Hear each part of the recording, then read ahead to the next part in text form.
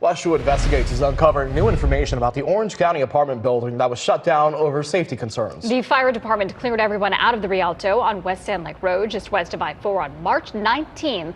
West 2 News investigative reporter Greg Fox is live at the Rialto this afternoon. And Greg, residents have been talking a lot about construction, heavy equipment, and more.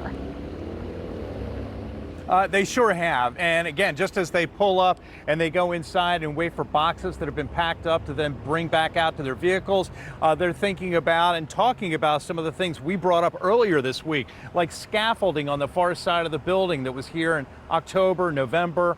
A lot of construction work going on there. A new pool construction project going on in the middle of the complex. And they are wondering, like we are, whether that contributed to some of the cracks that led to the evacuation. The food is still up there. Lorraine Seed and her son still have a lot to get out of their unit at the Rialto as they prepare to move. Along with dozens of other tenants, we saw stuffing as much as they could into their vehicles. I never thought this would happen, but you know what? He's safe. Everybody else is safe, so that's good. Where we have an apartment. Arlena Aguirre says she has a new place to live and wants to put the March 19th emergency evacuation of the apartment building behind her. Right now, at least I got my plants and my stuff supposed to be packed already, so I'm just waiting for them to deliver it. The Rialto is unfit for habitation, and residents are being advised by the owner, Northland Investment Corporation, to find new places to live. Northland is offering space in other properties it owns, but most we talked with said they declined. Leonidas Papakolis found a new apartment down the road for him and his daughter. He joined the class action suit filed this week on behalf of residents. Somebody has to be held accountable.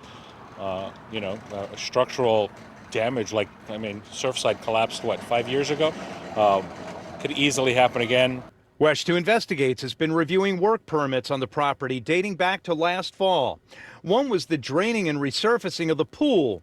Residents say some trees that management claimed had been ruining the pool's foundation were also removed.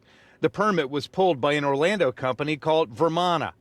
County records show the site was inspected December 15th and given a certificate of completion January 15th, 2 months prior to the apartment shutdown. We went to Wood Partners in Orlando, the Atlanta-based company that built the Rialto in 2014.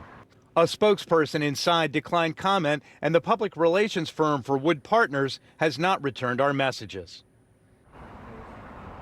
And there you're taking a look now at a live picture of some people bringing out some more items out to their vehicles. And again, that's been going on all day. And because of the notice that residents received in the last 24 hours, that is going to continue as they find new places to live and then have personnel inside the apartments bringing out their items to be moved. I reached out today to the company that did the pool, Vermana. None of our messages were returned.